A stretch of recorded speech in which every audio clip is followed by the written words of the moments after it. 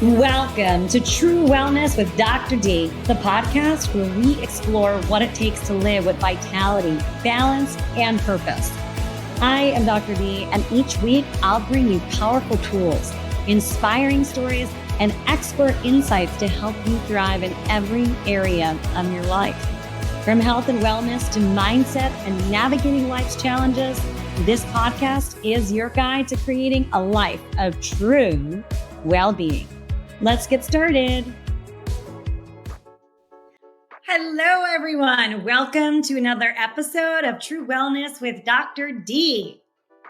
I bet you're all wondering, what on earth does flying an airplane have to do with your health and wellness? And we're going to put that together for you today because I promise you it does. I am pleased to welcome Captain Jeremy Stoker, who is joining us today and going to share with us how do we navigate. So I don't know how many of you are moms with sons out there, or how many of you are in relationships in general with other people. That makes everybody. And we are going to talk about how we actually navigate those relationships and how we can make our lives easier, smoother, calmer, less stressed, all the things that improve our wellness by taking those lessons that come from the cockpit. So welcome, Jeremy. Thank you. Thanks for inviting me to do this. This is exciting. Yes. I'm curious how we're going to put this together too.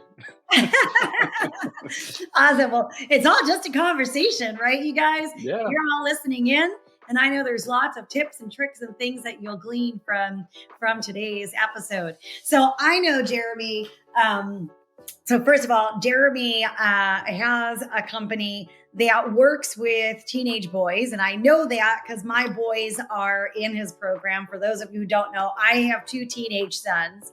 And when I learned about Jeremy's program, I was like, I want my boys in there, because not only is it about providing them with a good role model and providing them the opportunity to navigate their own lives in their own way, but it's really about what I know Jeremy to stand for. And that is that love, that connection, that authenticity that really is about bringing families together, opening up those communication pathways. All of these things are really important. I mean, Jeremy, I want you to share with us, I've heard your TEDx talk, and I know that you've got, just from being a pilot, you've come across with this methodology that helps us all remember how we can actually get through tough situations, not just our teenage boys, but all of us as adults, right? Because, I mean, there's no shortage of tough events that occur in life. No, they seem to never end. The roller coaster, the good, the bad, the ugly, all of it put together. Mm-hmm.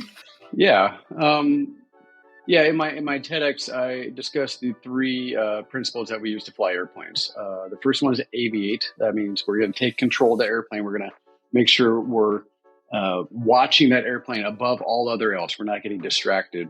The next thing is Navigate. We got to know where we are, where we're going, and how we're going to safely get there. And then the last thing we focus on is Communicate, which is sharing the right information with the right people at the right time. And we do that all day, every day, while we're just flying the plane on a normal, beautiful day. But when it really kicks in is when we're having emergencies. And I've handled literally dozens of emergency situations now. I've been flying planes for 30 years, 10,000 hours. Oh my gosh. Stuff happens. And most of the time, passengers in the back, I don't want to scare anyone, but, stuff happens. Passengers back, they never know. We don't need to tell you, hey, we're dealing with emergency up here. Put down your books and scream, please. That doesn't help anybody. We're just dealing with emergency. We land safely. We get to the gate. Everyone gets off. And then we fill out a report and explain what happened. So, and it's not common. I want to think like, oh, emergencies are always happening. But when they do happen on those rare occasions, we use these 3 principles: Aviate, Navigate, and Communicate in those precise orders. Those are our priorities. I love that. I know every time I get on a plane, I'm always like, is Jeremy in the cockpit? Is he flying the airplane? I just flew a friend of mine out to San Antonio just a couple of weeks ago, so you never know. That's funny. It happens. I haven't seen you yet. But let's talk a little bit more about that, because I think, especially in today's world and society, we've gotten so wrapped up in being distracted by all sorts of things. We've forgotten how to connect with human beings. And I find so often that even small things in life for some people have come to the point where they create such anxiety and feel so unmanageable that they end up, you know, working themselves into this anxiety or even panic pattern. And I have clients who talk about these things all the time. They'll come in and there's like this thing, whatever that thing is for them, whether it's a relationship or it's something that's happening in their lives. And they almost feel trapped by what's occurring. Yeah. Been there. I felt that. I completely understand that. I don't want anyone to think like, oh, he's a pilot, he's always calm and things always go right. Like, no, things happen. We're really good at staying calm in those critical moments, but that doesn't mean in everyday life, I don't experience anxiety. I'm married. Adrian's, 23 years, been married now, 3 kids, got a mortgage, got 3 cars, got, stuff happens. And, I've had health problems. I've had a major back surgery. There's anxiety and stuff in there. The peak of my anxiety, I would dare say I was depressed. I didn't go see anyone get like clinically diagnosed as depressed, but I was depressed. I didn't want to do anything. And it was about 2 years out of college. I had this dream to become a pilot ever since I was 7 years old. I'd been pursuing that dream. I went to this the world-renowned aviation university, got my pilot training, and then 9/11 happened. Ah, yes. And everything just came to a grinding stop. And I was angry and I was bitter and this isn't fair. I'd done everything right and there's no pilot jobs out there. And so I sell cars. I'm selling cell phones. I work at Target. I clean pools. I do all these just menial jobs, each one getting worse and worse and worse as I feel worse and worse about myself. As that anxiety builds, as that depression builds, I'm not even good enough to be a car salesman. Like, these guys are better than me. I should quit. So I quit that. And then I go to the next job. Well, these guys are selling more cell phones than me. So I can't even do this right. I need to find another job. So I end up doing night stock at Target. And that's a pretty dark place for a guy with $150,000 in student loans debt and a commercial pilot license to be working next to some people who didn't even graduate from high school. Yes. And I feel like these are my peers. So anxiety was up to here. Depression was up to here. And then I came across an infomercial from Tony Robbins. Okay. Yeah. This is where it gets kind of silly. I'm watching that infomercial. He has this Get the Life, or not Get the Life. I'm forgetting the name of it now. Anyway, he has this program, Get the Edge program. Yeah. And he's just bombarding it with these midnight 3 a.m. infomercials. And I'm working night stock on Target. So my days off are actually nights off. So I'm watching TV and I'm watching his infomercial over and over and over again. And I'm watching it to make fun of the people that think that this program is going to fix their life. And I'm literally mocking them in my mind, sometimes out loud, alone as my wife sleeps in another room. Like, these stupid people, they'll believe and do anything. But for some reason I keep watching it over and over until I finally order it. I probably watched the infomercial 20 times. And one of the first things Tony says when you get started that program is, you got to get grateful. And when he said that, I was like, screw you, Tony. Yeah. Screw you. Because just prior to this, my mom had passed away from cancer. Okay. So I got this loan debt. I'm working night stock at Target next to people who don't even have a high school degree. And my mom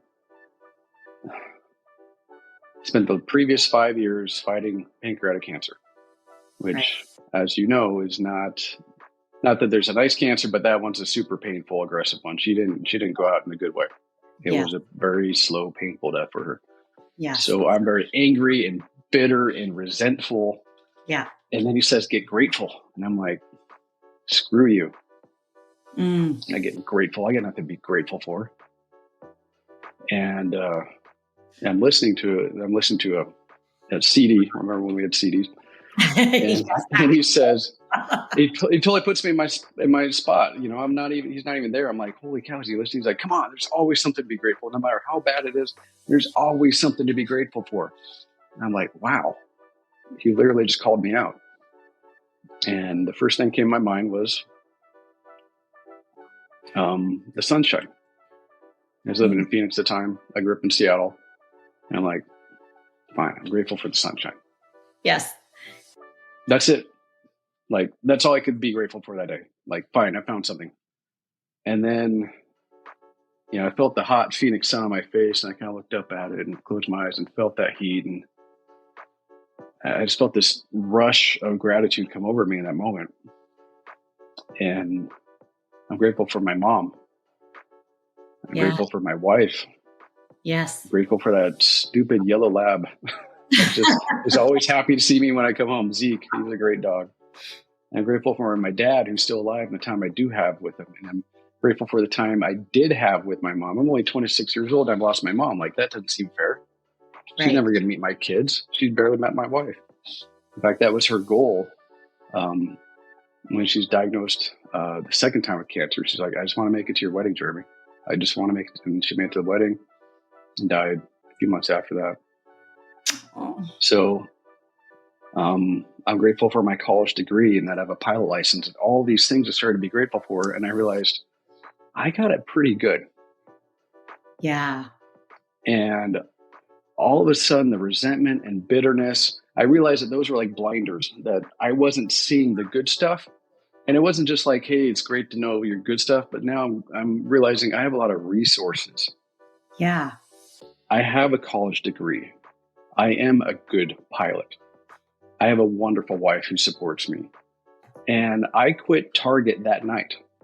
It wasn't like, let me think about that. Like, I quit that night and I began researching little small pilot schools around the Phoenix area and visiting them the next day until I found one that seemed like a good fit. They were relatively affordable. I resumed my pilot training. You know, I'd been flying for a couple of years. I'd get back up to speed. And again, pilot industry is real slow at that point. It's a couple of years after 9/11. And they couldn't offer me a pilot job, but they said, hey, you want to answer the phone at the front desk? Well below what I'm qualified for. Well below. You know, I have this degree from this prestigious university and this training from this prestigious university. No one else in this building, these other 12 employees, have that. Not even the chief pilots, as prestigiously educated as I am. And yet when he said, would you like to answer the phone? I'm like, yeah, thank you. Absolutely. And the ironic thing is I was making the same money answering that phone that I was making at Target. It's $8 an hour. Yes. And I was grateful for that job. And I did that job to the best of my ability and showed up on time, stayed late, did extra stuff. And then when a pilot job did come up, they're like, Jeremy, we want to offer you a pilot job. And I took it. And then from there, went on flying small jets at a regional airline, flew private jets. Now I'm at a major airline flying, 200 passenger airplanes. Yeah. And it all goes back to that moment when I decided to be grateful. I love that's when the anxiety, that's when the depression didn't go away, but we hit bottom and we started to climb our way up, and I started to see the resources that are around me. Yeah, I love that. And I love something that you said. You said it was the resentment and the bitterness that were like blinders. Because you think about how many times in our lives we feel like we're just stuck in this little hole. And we get bitter, we get resentful, and it literally limits for us what is then possible, right? It feeds into itself all the way down that negative spiraling vortex into, all the way to the bottom, to the depths of the earth. It's endless, the things we can then justify, like, well, I don't need to get out of bed. Well, I don't need to eat right. I don't need it. And all these things that just make us more depressed. Yes. It like you said, it becomes a spiraling thing because we don't even want to look at the good things. Because if I look at the good things, then I got to look at myself and realize I'm not grabbing that good thing. I'm not using that good thing. Yes. And when you're depressed, the last thing you want to do is look at yourself. But that is the first thing that's going to change anything. Yeah, I love that. And it puts that responsibility back on us. Like we can no longer say, okay, I am a victim of the circumstances in my life. But it's like, Hmm. okay, well, yeah, the circumstances have happened. Here we are. And you've got everything you need to work your way out of it. It's like, what's that switch? What's that's going to change that? And what I hear for you, which I find to be universally across the board, is gratitude. The Yeah. minute we can start to find those things to be grateful for, it's like you explained, like it's like this wash. If you Hmm. can just grab onto that little thread of gratitude and start yanking on it, it's like the rest of it just showers down Yeah. on us. And you're like, oh wow, like look at all this stuff that I have to be grateful for. Like, wow. Yeah. And this is going to sound awful, but I was angry at Osama bin Laden. Like that's the level of enemy I had in my life. Like this guy that perpetrated the worst mass killing in American history on U.S. soil. Like that was my enemy. Like how could I possibly fight that guy? Right. But I wasn't fighting that guy. But that was the thing in my head. Like, well, if he hadn't done that, then I would be in this completely different situation, and blah, my life would all be better. Yeah. Osama bin Laden, like Yeah. if anyone had a huge enemy that had to, that I could point at and fight at, like that's the guy. But that wasn't my enemy. My enemy was my own resentfulness and ingratitude and lack of wanting to change. It was me. I was my enemy. Yeah.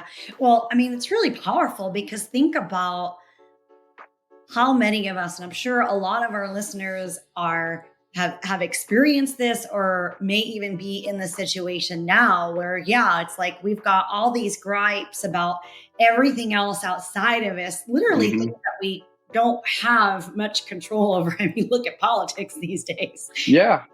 Yeah. How much We hear it all control day, we every have day. there. Yeah. But we look at these things and yet it does, like we can just fall into the pattern where it's like our scapegoat, right? And then we don't Hmm. have to take the personal for responsibility for the things that we have in our lives that we can have some control over, the changes that we can actually make. It's kind of like what you said, right? Like Aviate, get back in control, stop blaming Exactly. everybody and everything else, right? And then navigate. So figure out where you're wanting to go. It's what you said, right? I'll let you, Yeah. where do we go from there? How do we take that? Because what you just said falls right into that. Yeah. I mean, again, Aviate is specifically when the plane is having an emergency situation, say I've lost an engine or I've lost my screens or, I got some red light flashing. The first thing I do is put my hands on the control airplanes. Yeah. And I make sure the plane is safe and and we do that because in the past we learned this the hard way. And unfortunately in aviation, we have a term, it's called tombstone training. We learn because people died. Mm. And one thing they noticed in aviation over and over again is when there was emergency, the pilots would go, oh, let me focus on this emergency. And no one was flying the plane. And the plane would very slowly, gently lose control. It could fly into a mountain. It could crash in the ground. Right. Stall, stop. The wind is not going over the wings fast enough to keep it in the air, and it's called a stall, and the plane just drops out. There's all these distractions that keep us from flying the plane. And in our lives, we have that same problem. Mm. Whether it's the social media, some of these are good distractions. Like, social media is great at it. So I stay connected with my friends and family and I see what's in their life. So when I bump into a friend, I'm like, hey, how's Kelly doing? I see she's doing great at cheer. Like, that's fun. That's great. Yes. But it can be a distraction from what we should be doing as well. And then there's the other distractions like, oh, politics. Oh, well, if that person had won the election, like my life would be better. Or if that person hadn't won the election, my life would be better. Or if inflation was this instead of that, then we'd be doing something. Well, you can't control that. So focus on what you can control and not get distracted with all the red flashing lights. Okay, we got inflation. We got this person. Like, what can I do in my family, in my community to make the situation better? Yeah. Yeah, exactly. Exactly. And then the communication piece too is really important. And I think that is another thing. that, I mean, I know you work a lot with parents and young men and boys, and I'm sure that that's a really big piece, right? That whole communication piece. It's communicating is probably the most difficult thing of all. Even from a pilot aspect to between me and my wife, I can't tell you how many times I'm like, but I said I was going to do this. And she's like, no, you didn't. But at least I am. And she, how many times we had that conversation of, I just had it yesterday, something very similar. I can't remember what it was, but it was one of those, like, I said I was going to do it. She's like, no, you didn't. I'm like, I'm doing it today. It's like these awkward conversations we have between spouses. We all have them, right? Oh yeah. Yeah.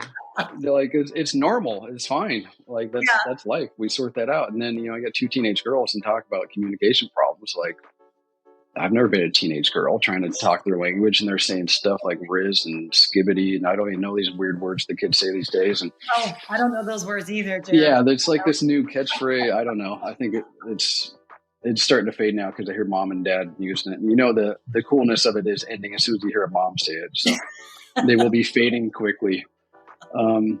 So yeah, communication is hard in the family. As pilots, we communicate very precisely. We say exactly what we need to say and nothing else. And we say it very clear and succinctly.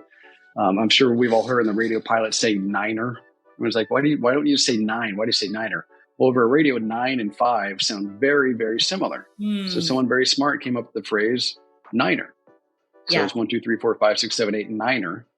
And we never say 10, 11, 12, 13, 14. It's always 1, 1, 1, 2, 1, 3 to eliminate any confusion. It's all about being very, very precise. And again, we don't say more than we have to say. It's just that short little phrase. Most radio communications between me and other pilots, or me or over air traffic control, it's 3 seconds. That's about it. Yeah. And that's on purpose. So you don't overload someone with so much information that they're like, wait, what do you say now? You got to repeat it and blah. Like, I'll do 3 seconds. They respond, no, 3 seconds. We break it up. That communication needs to be so precise. It's critical. It's life-threatening information we're giving back and forth to each other. Yeah. And think about that, because that applies to us in life in general when we're communicating with other people, because sometimes we end up going off and putting, a lot of times it's drama that we're putting around our communications, or it's opinions that we're putting around our communications that then impact our relationships, sometimes not in the greatest of ways. What's the, I forget who said it. But they had written in a letter, sorry, I wrote you this long letter, but I didn't have the time to make it.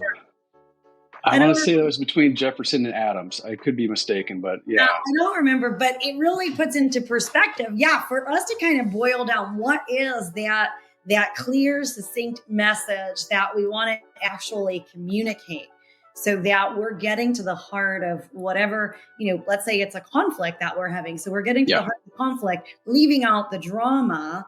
It does take a little bit, it takes some extra time. It takes that stepping away. It takes us like honing in on, okay, well, what is it exactly that I want? Or what is it exactly that I want to communicate?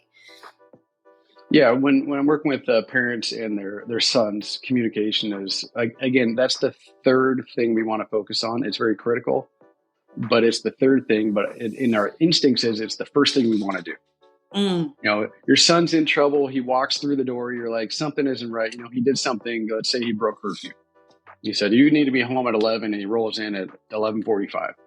And the first thing you want to do is start yelling and screaming at him. Absolutely. Yeah. And that doesn't save the peace, does it? No. And what you also do, a lot of times what I hear parents doing, and I'm guilty of it as well, is you don't just bring up that. You bring up like 7 other things. And you didn't take out the trash before you left. Yes. And you're supposed to help your sister with your homework before you left, and you didn't do that. And then yesterday you were late then too. And you bring up blah, blah, blah. And you dump all this information onto your son. It's information. I mean, you boil it down to all it is information. And they're going to be quickly overwhelmed. And what do we do when we get overwhelmed? We get very, very defensive. Yes. And defensive leads to anger. And now you're like, well, I don't even know why you're arguing with me. And yet you came at him with all this information and this tone. Like, what else are you supposed to do? Cower in the corner, start crying? Like, is that the reaction you want? Yeah. How about when he walks through the door, you go, hey, what's going on? That's it. Let's start with a question. Does he even know he's late? Maybe he thought it was midnight and it's 11. Mm-hmm. Maybe it's just a miscommunication. Hey, what's going on? Oh, nothing. I'm like, oh, okay. He doesn't know he's late. He doesn't know. Right. We could avoid this whole huge argument just by that question right there. Hey, what's going on? Oh, nothing. Okay, well, curfew was 11 and it's 11:45. Oh, I didn't know that. Oh, okay. Well, we need to communicate better. Okay, let's solve that. We solved the problem right there. We don't need to bring up the homework. We don't need to bring up the chores. We don't need to have them in tears going to have this huge argument. Let's just start with a little curiosity and some clear, concise communication. And if you think he's lying to you, well, then that's a whole nother argument. Oh, well, he told me 11, but I'm going to say 12. I'm going to try to get out of this. Well, that's a different argument. That's a different conversation. But let's start with some clear, concise communication and just some curiosity, like, hey, it's supposed to be 11. Yeah. And we nip it in the bud right there. Yeah. Yeah. I love that because it's so easy for us to, some of it comes from our assumptions. Some of it comes from us, finding everything we can to make the other person wrong, essentially, right? Like build up that evidence and support so we're justified in our anger, in our upset. But, I was just thinking as you were saying it, you think about what we do, like you said, it's like if we throw all that anger, what do you expect is going to happen? The person becomes defensive and then there's some sort of consequence to that. If we take that, we relate it back to our health, it's no different, right? If we bombard our body with toxicity, if we bombard our body with illness or injury or, whatever is having a negative impact, like our body starts to act out the same way that we do, if we are emotionally overwhelmed as well. It's so funny you mentioned that because it's weird how whenever I get super stressed, things are going on at home. I got a lot of, a rough trip. We hit a lot of weather and I got to de-ice the airplane. And it's just been a tough trip. Maybe I had emergency. I get home, I'm sick. Yeah. I get sick. It's the weirdest thing. And it's just like my body, all the energies, all the self-defense has been drained out because it's just been bombarded. And the next trip, I'm probably calling in sick because I got some nasal infection. I got some ear infection. I can't fly with my ears plugged. So, right. And it's crazy how I'll even predict with Adrian. I come home like, that was a rough trip, probably getting sick. Oh no. And after 30 years of it, it's just, that's just the way it is. Because like, as you say, when we're bombarded, and here's the other problem is when I have a rough trip like that, am I eating very well? No, I want those yummy comfort foods. Right. So I'm putting toxins in my body and it becomes that other kind of spiral that we were talking about earlier, where it's not emotional, but it's a physical spiral. I'm cheating on my workouts. I'm cheating on my diet. I'm starting to do all these other things because these stressors are building up. Yeah. And the thing that would help me resist those stressors are the exact opposite things I'm doing, like proper exercise and nutrition and drinking enough water and doing all those things that are difficult to do on the road as it is. Yeah. And then I think that's really the problem is it's already difficult and I'm doing difficult things. Mm-hmm. That's where the discipline needs to kick in. Yeah, exactly. I love this. That could mean because so if we take a step back, right, a lot of stress that we experience in life, right? We can go back to that whole personal responsibility thing. Like, okay, so how do we reduce our stress in our life? Well, we up the ante on our personal responsibility, right? We take control over those things, like you said, like your exercise and your diet, but we take control too over our conversations. We take control over, the little gremlin voices that go on in your head that are kind of making everything explode, right? Because then we end up in this cycle of stress and anxiety and panic and overwhelm. And all of that just starts to run away. Yeah. And, that's just like flying a plane in emergency. When one thing starts to go wrong, another thing goes wrong. It's never one thing that brings a plane down. They call it a chain of events. It's 10 to 12 things to make a plane crash. I took a course on studying how planes crash in college. And if I remember right, it was 10 to 12 links in the chain of events that will bring a plane down. And if any one of those is broken, the plane doesn't crash. Right. And that perfectly links to health, both mental and physical. And that's something I speak to the boys a lot about, is having mental and physical durability. That's a phrase I use a lot with them, is having that durability. I don't like the term mental health for these boys, because it starts to sound like some sort of medical, like, oh, you're counseling me or you're a therapist. I'm like, I'm not a therapist. I'm a pilot. We got to have mental and physical durability, because stuff happens and you got to be able to take it. Yeah, I love that. When you talk about, so just to reiterate, right, your work is really focused on helping these boys and helping families and helping them work through the stressors that come with young men growing up, and how that impacts everybody around them and themselves. So when you talk about mental durability, what are you training these boys in specifically, right? Like, how are you working with these boys to start to understand that mental durability piece? Because I think whether we're boys or whether we're girls, or no matter who we are, right, you can take that context of what you're doing with those young men and have it be really relatable to all of us for all of life. Yeah, well, the one of the first things I teach them is gratitude. You got to be grateful. Yes. It's so easy for them to look at mom and dad. Mom and dad should be doing this for me, and they shouldn't have done this to me. And if only I had what so and so had over there, down the street, or my friend, or this kid that I know at school. I don't even know that well, but it looks like his life is better than mine. You don't really know, but we all like to make assumptions about other people. Right. And no, you can't control that. Aviate, dude. Aviate yourself. Like, you can just control you. Let's start with some gratitude for what you do have, because as of now, all my boys that I work with are here in the United States. And my goodness, if you're in the United States, you have a lot to be grateful for. Yeah. What a wonderful, wonderful place to be born. How lucky are you? And it is pure luck. Yeah. It is pure luck. I didn't do anything to deserve to be born in America versus, Somalia. Right. Like, it's pure luck. I'm just a lucky guy. And I was born into a wonderful family. That's luck. I'm grateful for that. I didn't do it. I didn't deserve it. I'm lucky, and I'm grateful. And so we start with gratitude, because, again, gratitude makes you aware of your resources. And as soon as you're aware of your resources, when things start to hit you, you have that durability. I can lean on mom. Mom is a resource. And that's what I talk to moms and dads. Like, when your son comes to you with a problem, let's not attack him. Just not make him feel bad for it, because guess what happens next? He starts hiding things. Right. So when he comes at you with a problem, let's come at it with a positive attitude. Even if it's something bad, even if it's like, hey, I got caught cheating at school on a test. Okay. That's not good. Let's figure out how to resolve this with the teacher. Let's get you some tutoring.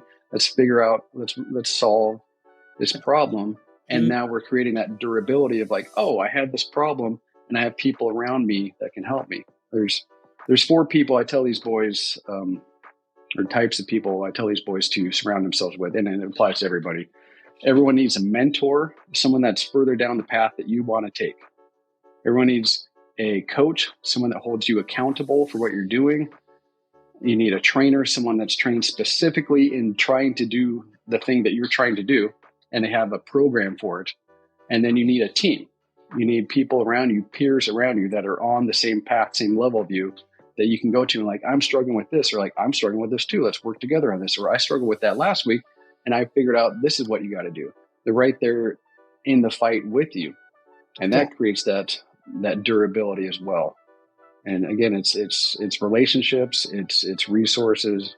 And when all of us feel like we have that group around us, like, we're unstoppable. No matter what hits us, like, oh, I'll talk to that person over there, and they know someone, and then boom, I got that problem solved. Yeah. I love that too, because it's like every problem is solvable. We've just got to figure out how to solve that problem. And sometimes that means that we need to rely on others. We need to have community. We need to be able to tap into, like you said earlier, the resources. Yeah. And as great as Chat GPT is and Google is, like, that's great. You need people. You need people. You need actual people that breathe air in your life to give you some advice and some help and even just support, just to listen to you. Like, I'm really struggling with this, and wow, okay, and give you some compassion at time and aren't solving your problems. And one more thing that popped in my mind when he said, there's a solution to your problems. Every solution has a trade-off. Yes. Every solution has a trade-off. There's no perfect solution. And that's a thing that I see parents get stuck with, or boys get stuck with. Well, here's a solution, but what about this and this? I'm like, yeah, but weigh it against this over here. This is solving the problem. Sure, there's still some other problems. Like, he needs to go to bed earlier. Well, I don't want to have a big fight with him every single night and blah, blah, blah. Okay, well, the trade-off is you're probably going to have a little bit of a fight, a little bit of an argument with him for a while. But he's going to get more sleep. He's going to go to school better. He's going to feel better. He's going to ultimately be healthier. Well, I just don't want to have that fight. Okay, well, then he's going to be more tired. He's probably not going to eat as well. His grades are going to be like, there's a trade-off to every solution. And quit looking for that perfect solution. Pick the best solution. Yeah. Progress, not perfection. Yes. Oh my gosh. And that's so hard these days because we get to look online and we get to look at all Instagram. Everyone's like, oh, well, that person has this perfect little life. Clearly they figured out. And like, we don't know that. We don't know what their problems are. Exactly. And with influencers, they portray that too. I follow influencers. They're like, oh, we just do this and this and this, and it all works out. Like, no, there's trade-offs behind there that you're not talking about. Like, oh, my life is perfect. Let's be real, right? Nobody's life is perfect. We all have the things that we deal with. And that's why it's so important that we develop these skills that you are training us in essentially right now, so that we've got tools in our tool chest that allow us to go through life having just that little extra bit of ease to reduce that stress and that overwhelm and that pressure. Now, I know, Jeremy, so you work with boys and then you work with families. What would you say are some of the number one, or what is the number one words of wisdom that you have for parents to help them reduce the stress of parenthood? That is a great question. The number one advice I give to parents is get curious. I like that. Stop feeling like you know what the right answer is, because you don't. Yes. Your right answer when you were 17 is not their right answer when they're 17. Get curious. Ask them lots of questions. Don't project your expectations on them. You're like, well, if you went to college, you could have this degree and you could do this and blah, blah, blah, blah.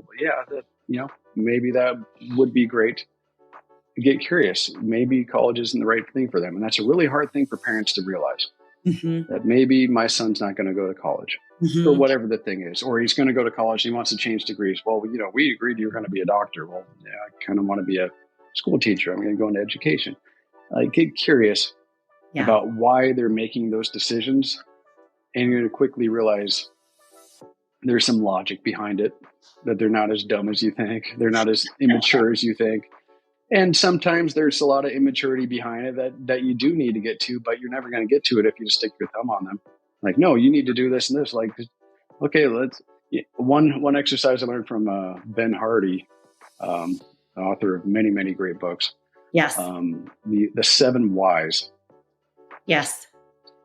So why are you going to do that? Well, we're going to do this because of this. Well, why are you going to do that? You're going to do that. Yes. And oftentimes you only need to get down to like 2 or 3 before you get to the real reason someone is making a decision that they're making. Yes. And that starts with curiosity. Like my daughter just told us last week, like she's not going to go to college. She got accepted at college. And we talked to her about it, and she wants to go on a mission for a church instead. So she's going to be leaving on a church mission for 18 months. Next October, she didn't want to start in September to go to college and then leave 6 weeks later, when she could leave 6 weeks later for this mission. Right. And she's like, if I go to college for a year, I could have been a year into my mission by then. Right. Like, oh, that makes sense. But me and Adrian were like, no, you go to college. college is the better thing for you. And then I'm like, well, got to take my own advice here. Why would you like to do that? Yeah. That's some very good answers. I'm like, okay, that makes sense. And in the grand scheme of things, does it really matter one way or another? No. She's going to be great. And it's her decision. And she's 18 and time for me to start to let go a little bit. Mm-hmm. So, and both decisions are great. They're both great. Super proud of her either way. Yeah. Yeah. It's coming to that place, I think, as parents. It's part of that letting go. And then also looking at our children as, as human beings, as people who are thinking and processing and have their own thoughts, opinions, feelings, and all of that. I mean, once we get past that little toddler phase, they do become their own person. Sometimes in their toddler phase, they are their own person. Yes, I had one of those. Wow. Yeah. Nothing's more difficult than a toddler with an opinion. There's no reasoning with that at all. Like, this is what's happening. Nope. That brain takes over. There's no off switch. It just goes. But yeah, these kids, they need to grow up. They need to make these decisions. And honestly, isn't that what we're trying to do? Is teach them how to make decisions. And part of them making decisions is sometimes making some dumb decisions and being there to help clean up the mess. Not clean up the mess, but help. Yeah, right. So, they've got to go through their own experiences. I mean, that is, in fact, the name of your company, right? Raising Great Fathers. Yeah, we came to that fairly recently. Before the program was named Command Your Life, and that's still the program we put the boys through, is Command Your Life. Like, literally take command, stop putting on everyone else to take charge of you. Yes. Command Your Life. But the overarching program is Raising Great Fathers, and that's what we work with the parents on, because we want these boys to grow up and be great fathers. Yeah. There's so many times we talk to the boys, we're like, well, what do you want to do for a living? Like, who cares? Like, that's great. My greatest accomplishment isn't flying airplanes. My greatest accomplishment is my children. Yes. Yes. If I had to choose between my kids and my job, like, that's a no-brainer. Right. Exactly. It's not even like, a millisecond of hesitation. Right. And yet my whole life prior to being a father was like, I'm going to be a pilot. I'm going to be a pilot. I'm going to be a pilot. Like, it's this identity that I built up, and I am a pilot. I'm proud of that. But I'm most proud of being a father. And that's how all these boys are eventually going to be as well. Right. We want them to grow up and be great fathers. And there's so many father groups out there online right now. I see them. I'm a member of a couple, Facebook groups of these groups trying to help fathers now. And I'm like, that's great. What if we could have helped them before they were fathers? What if we could have prevented a lot of problems? Just like you do with health, with nutrition and proper exercise and the proper supplements. Instead of creating the disease or treating the disease, let's prevent the disease. Instead of creating a situation where we have divorced fathers, let's prevent the divorce from happening. Instead of creating a situation where these guys are overworking and neglecting their children, let's make them realize they need to prioritize their family over their career. Right. And prevent those problems, because nothing will screw up a kid worse than having a bad relationship with their father. Yeah. I've seen a lot of studies on this, read a lot of books on this. If you go into any prison, over 90% of those men in that prison did not have a good relationship with their father, if a relationship at all. If a boy does not have a relationship with their father, they are much, much more likely to commit suicide. Wow. And I know that firsthand. My best friend, who did not have a good relationship with his father, his parents divorced when he was very, very young. He committed suicide when he was 19 years old. Wow. I mean, he fits that statistic to a T. When I started learning and reading into this, I was like, oh my gosh, Stuart, like, we should have seen this coming. Yeah. It was completely predictable, but we just didn't know. So if we can get better fathers, we're going to get better kids. Yeah. And these boys, when they're 12, 14, 18, well, they need to think about being a father at that point and not waiting like, oh, I have a baby now. What do I do? Like, not the time to try to figure it out. And yet we all kind of joke like, oh, the kid didn't come with the manual. Like, that's the joke.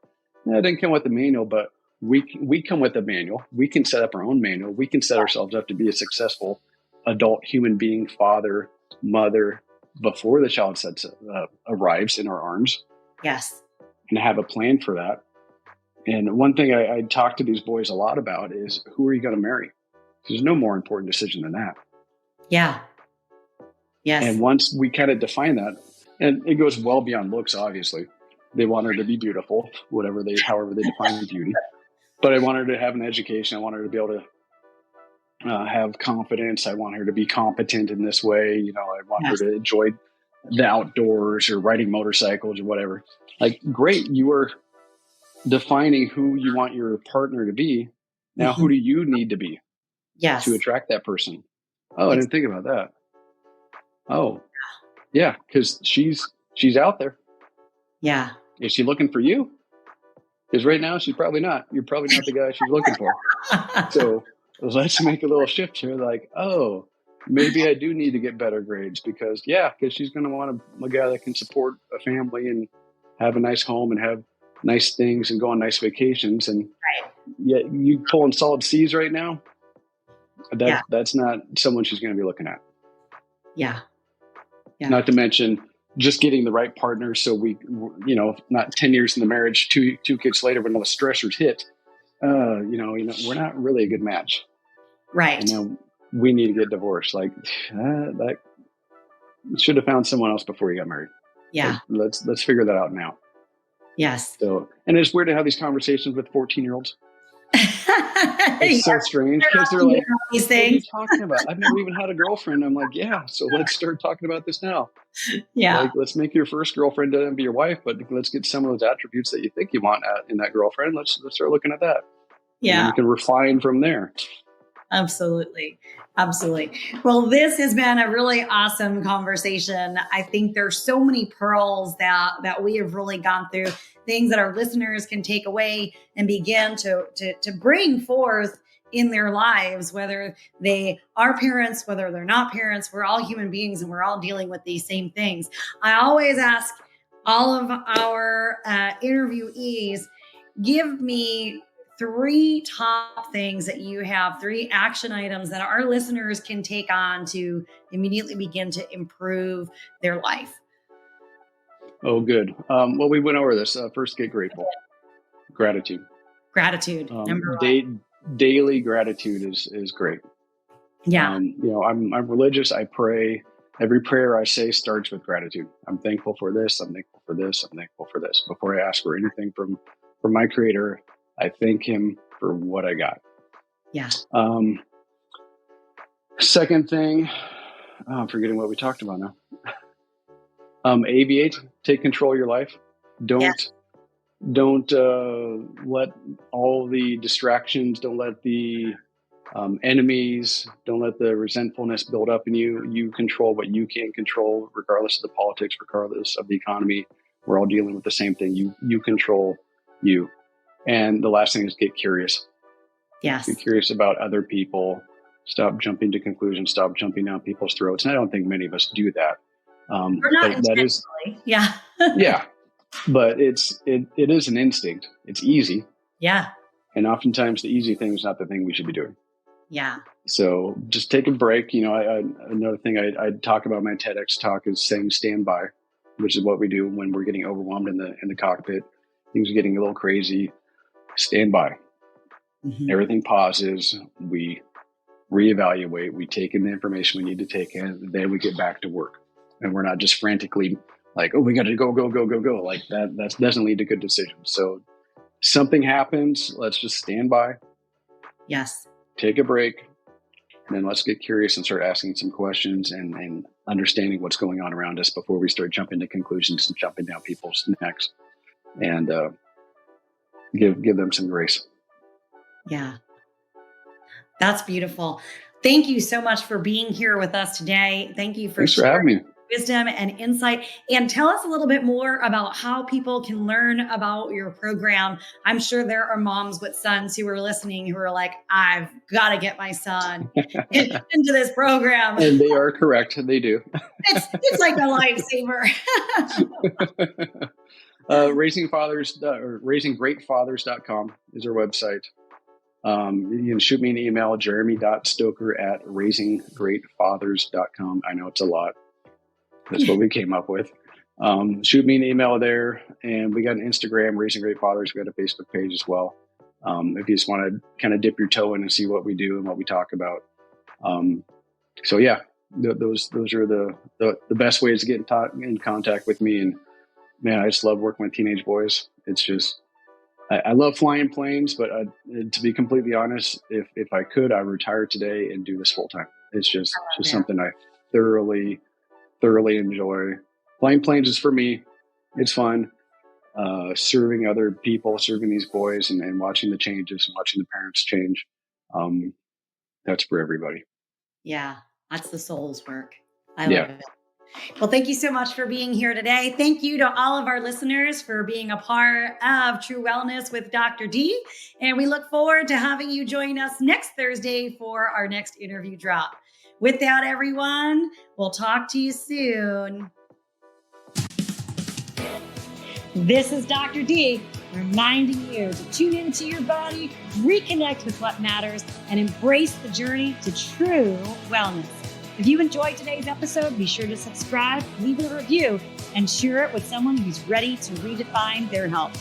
Let's keep redefining wellness and empowering change together. See you next Thursday for the next episode drop.